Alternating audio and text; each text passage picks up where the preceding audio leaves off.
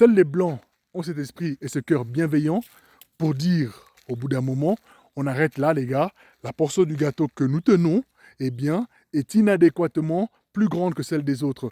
Nous allons donc repartir le gâteau de façon à ce que tout le monde ait une portion capable de la rassasier.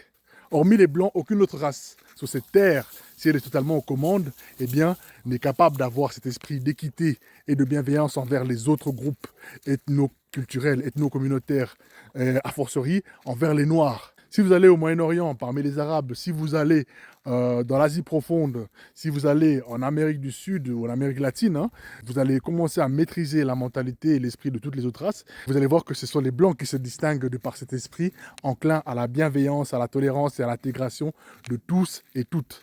Du haut de ce savoir, de cette humanité, de cette expérience, peut-être c'est parce que les Blancs se sont rendus coupables de crimes si atroces qu'il y a une volonté de rédemption, il y a une véritable récipiscence de leur part.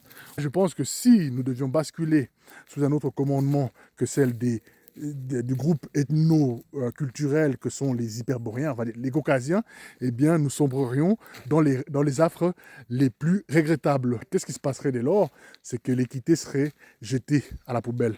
La justice sociale, elle, irait 1000 pieds sous terre et le système serait bloqué et serait considéré comme, on va dire, immuable, bloqué, immuable, comme des castes en fait, n'est-ce pas?